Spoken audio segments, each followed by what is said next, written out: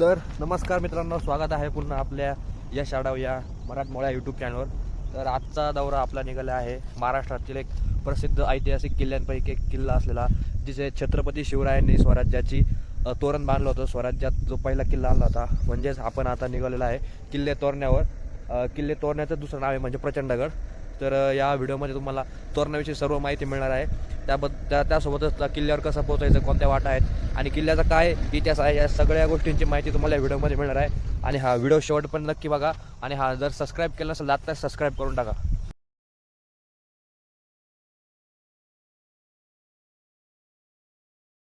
तर मित्रांनो, आता आपण जवळजवळ पुण्यापासून एक 35 ते 40 किलोमीटर आता आलेलो आहे. आणि आता आपण जस्ट पाबे घाटावर पोहोचलेलो आहे.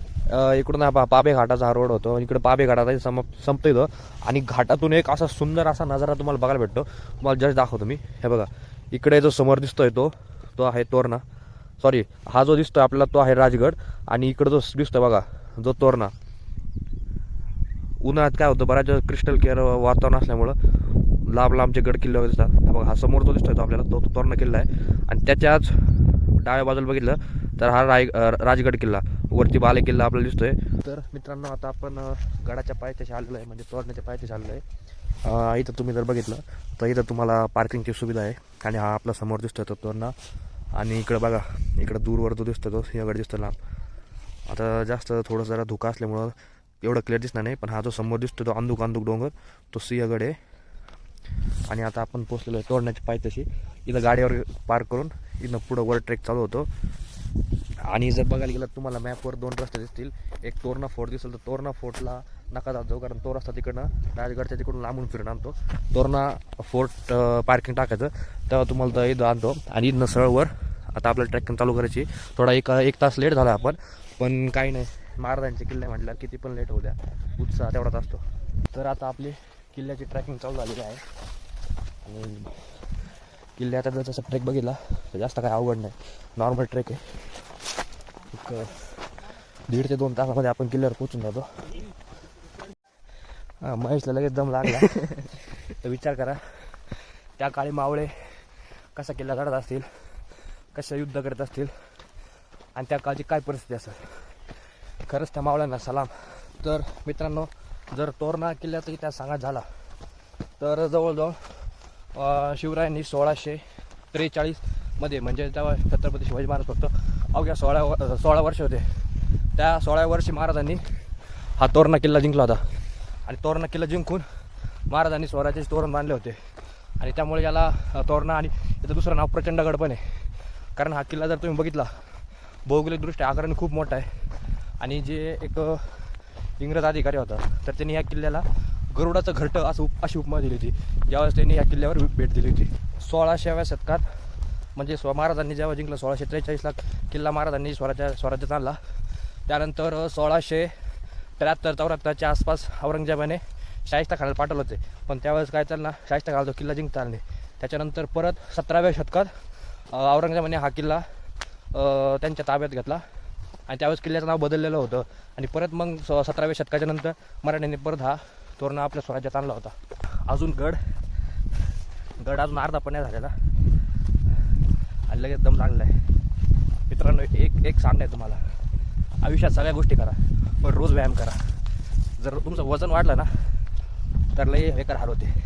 आज मला समजलं, माझं वजन जवळ 100 किलो झालेलं आहे. मी 20 ते 22 किलो एक्स्ट्रा किलो माझी बॉडी एक्स्ट्रा फॅट घेऊन फिरते. आज गट करताना खरंच लई हाल झाले.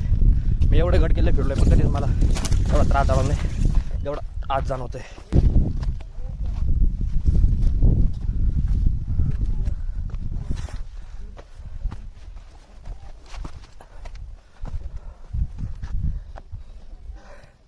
आणि ह्याच्या तुम्हाला पायऱ्या ज्या दिसत आहे, त्या शिवकालीन पायऱ्या आहे, त्या अजून पण चांगलं तिथे पुढं आपल्याला बजरंगबली भेटलेले. जय श्रीराम. पाहिजे त्या काळच्या पायऱ्या, इथला रस्ता धरलेच खतर आहे.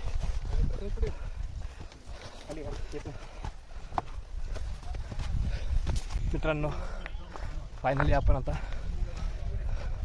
पुण्यातला सर्वात उंच किल्ला म्हणजे प्रचंडगडावर आता पोहोचलेलो आहे आपण. तुम्ही बघू शकता की इथं खाली जो आहे तो किल्ल्याचा मेन दरवाजा आहे. ऊन एवढं भयंकर आहे, तेव्हा धाप लागली बोलता आहे ना. इकडं पूर्ण किल्ल्याचा तुम्हाला तटबंदी दिसते, पूर्ण तटबंदी. इकडं साईडला धरण दिसतंय, किल्ल्याच्या पलीकडे राजगड, आणि या साईडला तुम्हाला ह्या डोंगराच्या पलीकडे आपला दिसतोय दुर्गेश्वर रायगड. आता कॅमेरामध्ये तो दिसत नाही, पण डोळ्यांनी दिसतोय तो.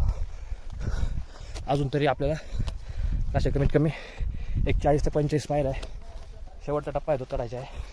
आता आपण गडावर आलेलो आहे, पण गडावरती ह्याच्या काही पायऱ्या आहे ज्यानंतर सरकारने बनवलं गेलेलं आहे. पण गडावर अजूनही जुन्या काळच्या महाराजांच्या काळातल्या पायऱ्या आपल्याला दिसून येतं, ज्या तुम्हाला मी मागाशी दाखवल्या त्या चौकोनी त्या शिवकालीन पायऱ्या आहेत. मित्रांनो, माझा एक सगळ्यांना कळकळीची विनंती आहे की आपण कोणत्याही ऐतिहासिक वस्तू किंवा कोणत्याही गड किल्ल्यावर जात असं तर कृपया प्लीज असले कचरा वगैरे टाकत नका जाऊ.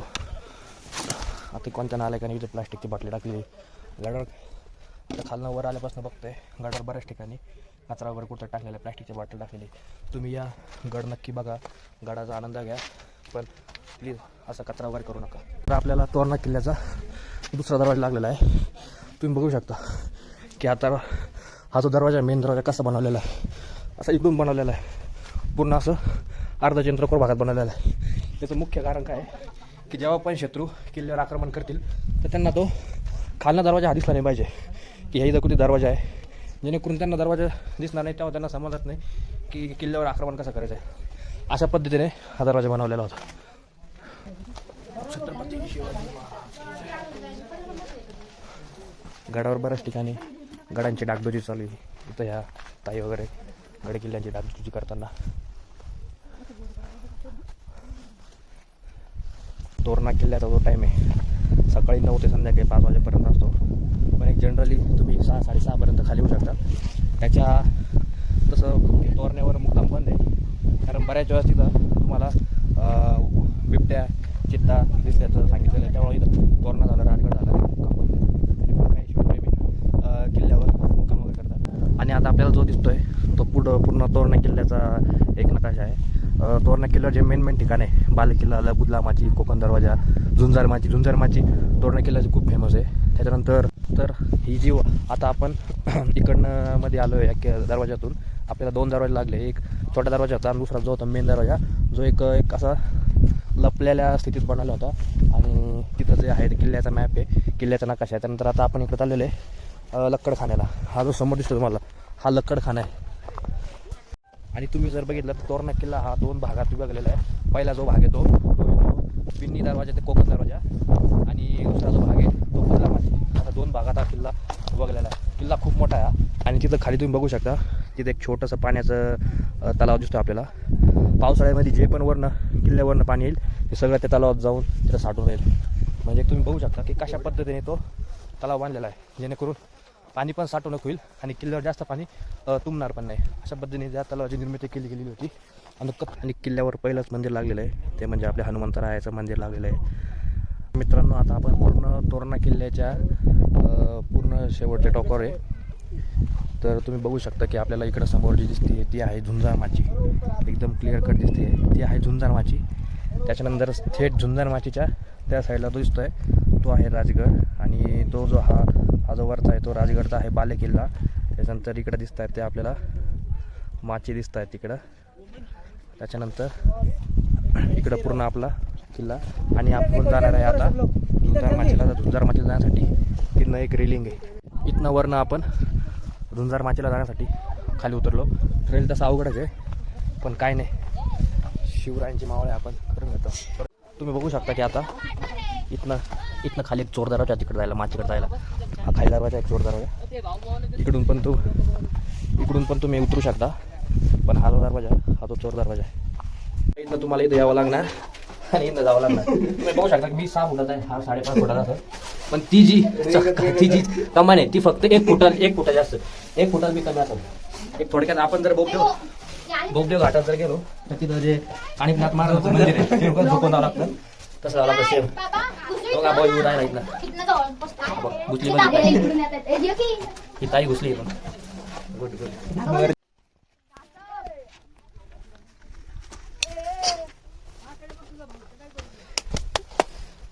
बघू परत आपल्याला एक रेलिंग लागली छोटी म्हणजे ही सगळ्यात मोठी रेलिंग एवढी मोठी लागली ते आपल्याला. इथं आपण जोरदाराच्या दिवशी खाली आलो सर. ही रेलिंग लागली. आता आपण तिकडे माची करणार. माचीवरून परत रिटर्न तसं आलो. परत रिटर्न जाऊन तिकडच्या माचीला जाणार कोकण दरवाजाला. कोकण दरवाजा त्या साईडला आहे. आता आपण ही पूर्ण रेलिंग चढून आलो. पूर्ण किल्ल्यावरची सगळ्यात अवघड रेलिंग आहे.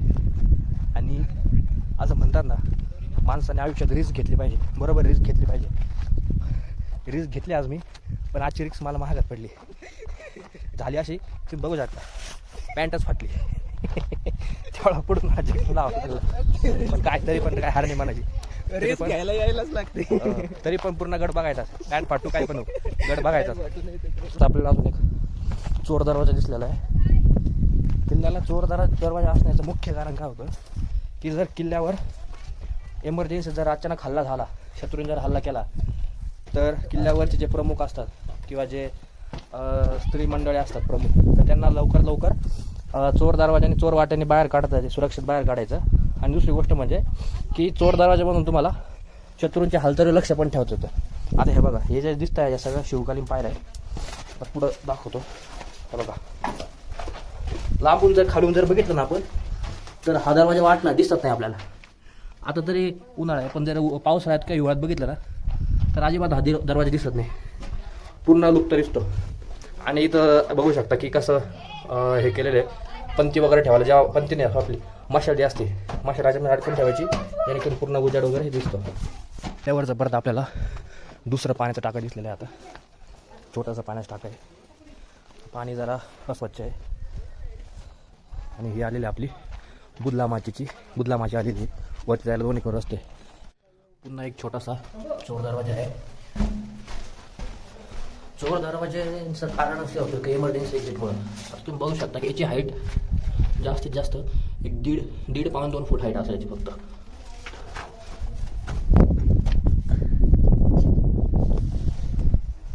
यायलाच लागते. पॅन्ट फाटली आहे, पण त्याने रिस्क घ्यायची. इकडे रिस्क येतो. वर कसा गेला, तिकडून आला का? आणि ही जी छोटी बेगडल दिसते ना, छोटी म्हणजे जवळजवळ ही एक 4-4.5 फुटाची बेगडल असेल. तर याचे 2 उपयोग होते.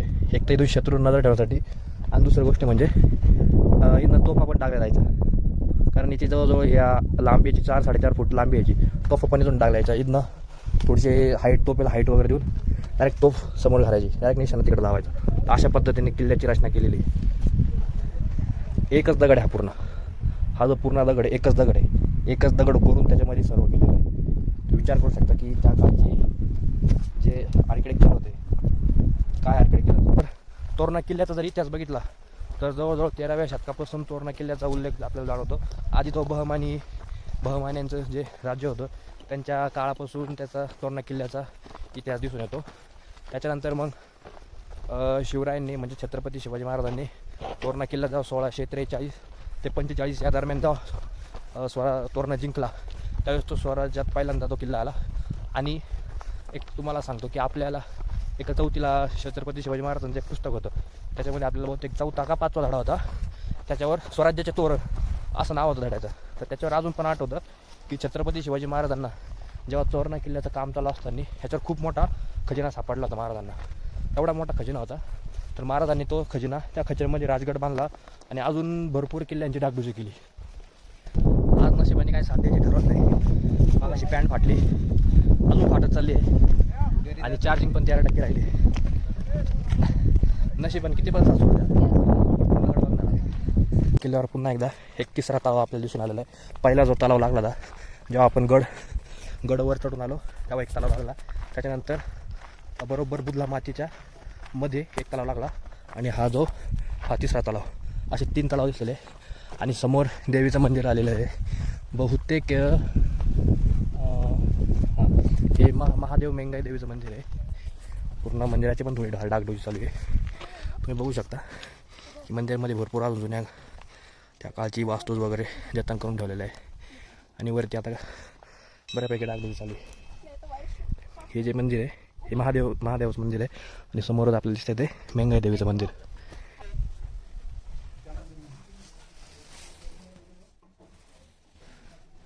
वरती बाकी जे आहे त्या कालचं फक्त सागाचं आहे आणि साईडला पण डागडुजी झालेली सिमेंट वगैरे पत्र वगैरे बसवण्यात आलेलं आहे. आणि हे महादेवाचं मंदिर आहे आणि सगळ्याच्या तुम्हाला मूर्त्या दिसत आहे.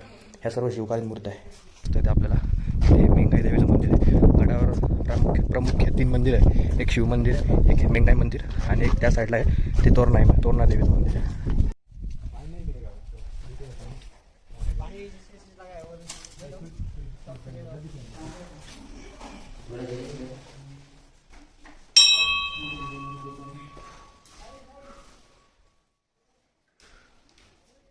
देवीचं मंदिरमधनं असं काही दिसतं.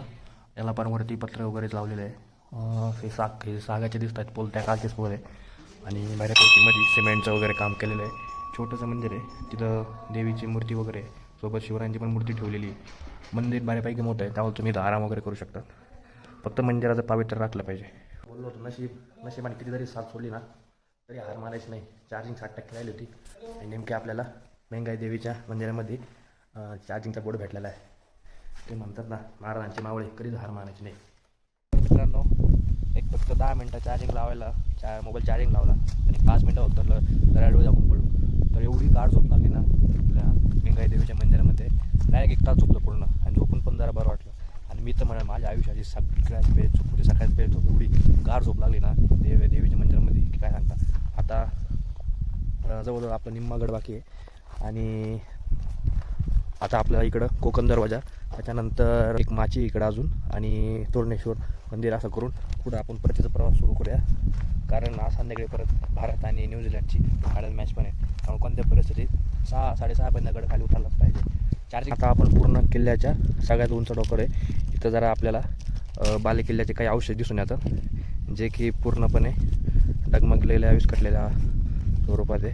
तिकडे जे बघितलं आपण ते हे आहे महादेवाचं मंदिर. त्याच्यानंतर त्याच्याबरोबर या साईडला हे दिसतं पत्र्याचं, तिथं मेंगाई देवीचं मंदिर. आणि इकडे आता आपण आपला प्रवास चालू करणार आहे कोकण. तर आपल्याला पुन्हा किल्ल्यावरचं 4थं पाण्याचं टाकं सापडलेलं आहे. आणि आता आपण तिकडे निघालेलं आहे कोकण दरवाजाला. कोकण दरवाजावरून आपला दुर्गेश्वर रायगडचाच दर्शन होत आहे. पूर्ण वातावरण क्लिअर असल्यामुळे दर्शन होत आहे. आणि इथं एक छोटंसं काहीतरी मध्ये बहुतेक काय पेट्या वगैरे ठेवलेलं आहे. बहुतेक काहीतरी कोटावर छोटासा दारू गोळ्यासाठी किंवा काहीतरी असं. सर्वात महत्त्वाचं याचा उपयोग तुम्हाला माहितीच, मी मागच्या पण राजगडच्या ब्लॉगमध्ये सांगितला होता. ह्याचा उपयोग जो केला जातो तो खालून शत्रू नजर ठेवण्यासाठी. इथनं तुम्ही बघू शकता खालचं दिसतं आपल्याला, पण शत्रूला दिसणार नाही की नकोनी आपल्याला बघतंय. त्यासाठी असं गडावर जागोजागी हे केलेलं आहे. आणि हा जो इकडे आहे तो कोकण दरवाजा. तर मित्रांनो, आता आपण कोकण दरवाजाला आलेलो आहे आणि आपल्याला इथून दुर्गेश्वर रायगडचं पूर्ण दर्शन होतं आहे. तर बघू, हे बघा, हा जो अंदूक डोंगर दिसतो मागं तो रायगड किल्ला आहे. आता मोबाईलमध्ये हे बघा, एकदम जो अंदूक दिसतोय तो आहे रायगड किल्ला. आणि जे बारीक टोक दिसतंय ना तो लिंगाणा किल्ला आहे. आणि बरोबर जर इकडं बघितलं तर इकडं पाचगणी आणि त्याच्यानंतर आपले प्रतापगडचं दर्शन पण होतं. पण एवढं झूम आपल्या याच्या मोबाईलमध्ये होणार नाही. तर बरोबर आता आपण पोचलेलो आहे कोकण दरवाजाला. बहुतेक अशा माझ्या अंदाजानुसार की आता जी एक परवा शिवजयंती झाली, शिवजयंतीचा बहुतेक कार्यक्रम झालेला असा. कारण आपल्याकडं सगळीकडं भंडारा उधळला दिसतो आणि वर लिहिलेलं आहे स्वराज्याचं तोरण. कोकण दरवाजा नाव द्यायचं कारण एकच, कारण तुम्ही बघितलं असं राजगड, सिंहगड, भरपूर मावळातल्या गडांना कोकण दरवाजा दिलेला आहे. कारण इकडं या साईडला सगळा कोकणाचा परिसर चालू होतो किंवा त्या काळी तिथनं बऱ्यापैकी कोकणाचा भाग दिसायचा. आता जर बघितलं रायगड किल्ला पण तसा कोकणाचा येतो. तिथनं पण आपलं मग तुम्हाला दाखवलं की रायगड पण तिथं आपलं दिसतो.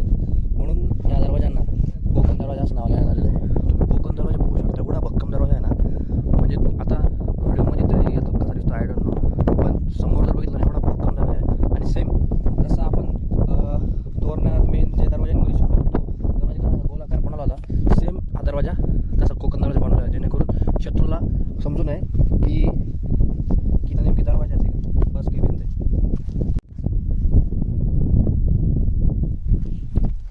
मित्रांनो, नेमकी आपल्याकडून एक छोटीशी चूक झालेली आहे. त्या चुकीबद्दल मी माफ मागतो. चूक अशी झाली की आपण जी मागाशी माची केली ती झुंजार माची, बुदला माची नाही आहे. जी बुदला माची ती इकडे बुदला माची, ती बुदलीच्या आकारात दिसते ती बुदला माची. नेमकी चूक झाली त्याच्याबद्दल मी खरंच खरंच मनापासून माफ मागतो. आणि मित्रांनो, जो एक राजगड आणि राजगडचा तोरणा एक फेमस ट्रेक आहे, तर बघा तो हाच ट्रेक आहे. तिथनं पूर्ण एक 11 ते 12 किलोमीटरचा असा पायदळ ट्रेक आहे. तिथे येऊन बुद्धमाथ्याला संपतो. बरेच जण काय करतात, शिवगड आधी राजगडला येतात, राजगड करून निघतात, बरोबर हा ट्रेक करत करत तोरणार येतात. एक दुसरा ट्रेक आपल्याला करायचा आहे. आपल्याला बुद्धमाथ्याकडे जाताना शिवकालीन पायऱ्या लागलेल्या आहे. शिवकालीन पायऱ्या म्हणजे त्यावेळी महाराजांच्या काळात गड किल्ल्याला ज्या ॲक्च्युअलमधल्या पायऱ्या होत्या त्या पायऱ्या लागलेल्या आहे. पुढं ती बुद्धमाथी दिसते आपल्याला. इकडं पुन्हा सुंदर असा जलाशय समोर जो दिसतो तो आपला रायगड. एक गोष्ट जर सांगायची झाली, आपण 4थीच्या पुस्तकात वाचलं होतं, म्हणजे तोरणा स्वराज्याचा तोरण जो धडा होता त्याच्यावर तोरणा किल्ल्याविषयी अजून एक काय होतं वैशिष्ट्य, की तोरणा किल्ल्याची वाट लय बारीक आहे. दोन्ही साईडने जरी या साईडने पण जरी त्या साईडने पण जरी सेम जी ती वाट त्या धड्यामध्ये जी दर्शवली होती ती ही वाट येते. बघू शकता एकदम छोटी वाट आहे. आता तरी इथं धरायला रेलिंग वगैरे लावलेलं आहे, पण वाटला इथले 2 ते 2.5 फुटाची फक्त रुंदी. इकडं बघा, इकडं पूर्ण खोलदरी आहे, इकडं पण पूर्ण खोलदरी आहे. आणि आम्ही बुद्धमाथीला आलोच. बुद्धमाथी तुम्ही बघू शकता. आता मोबाईलमध्ये ते सुळका एकदम बारीक दिसतं, पण खरं मध्ये जर बघितलं खूप मोठा तो सुळका आहे. आणि इकडं आपला तोरणा राहिला, ते जे बारीक दिसतं ना तो कोकण दरवाजा. त्या कोकण दरवाजावरून ट्रेक करत करत नाही म्हटलं तरी 1.5 ते 2 किलोमीटरचा ट्रेक करत करत आलेलो आहे. आणि अजून कमीत कमी 1 किलोमीटर बाकी आहे. कसं असतं माहिती का, महाराजांचे मावळे हार नाही मानायची. महाराजांकडून एक गोष्ट घेतली, कधी पण विचार मोठा करा, त्याची सुरुवात छोट्यापासून करा.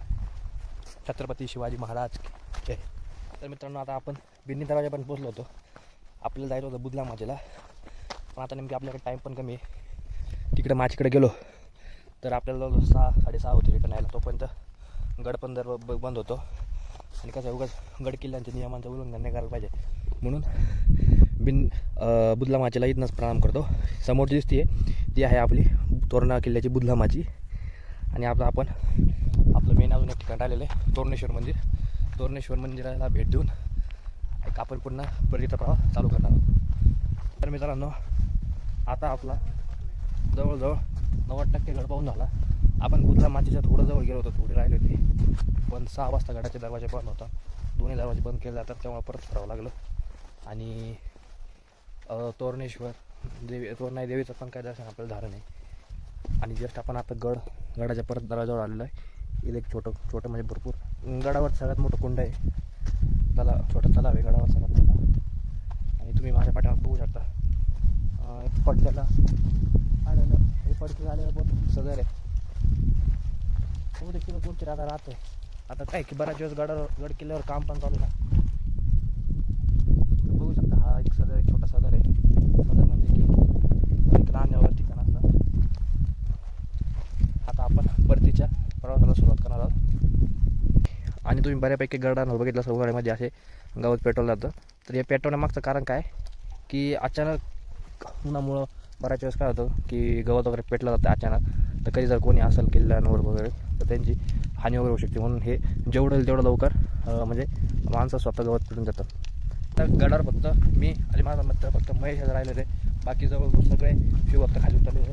तर आम्ही पण परतीचा प्रवास चालू करतो आहे. अजून नाही म्हटलं तरी आपल्याला 1.5 ते 2 तास गड उतरायला लागतील. आणि गड खूप छान आहे, खूप सुंदर आहे. आणि गडावर स्वच्छता पण खूप चांगली केली. बऱ्यापैकी ठिकाणी गडावर नवीन कामं वगैरे चालवली आहे. आता गड किल्ल्यांची भरपूर कामं चालू आहेत, तर ह्या किल्ल्याचं पण काम चालू आहे. मित्रांनो, तोरणा किल्ल्याची माहिती तुम्हाला कशी वाटली, तोरण्याचा इतिहास कसा वाटला, एकदा कमेंट करून नक्की सांगा. आणि हा जर चॅनलला सबस्क्राईब केलं नसेल तर आता सबस्क्राईब करून टाका. छत्रपती शिवाजी महाराज की जय.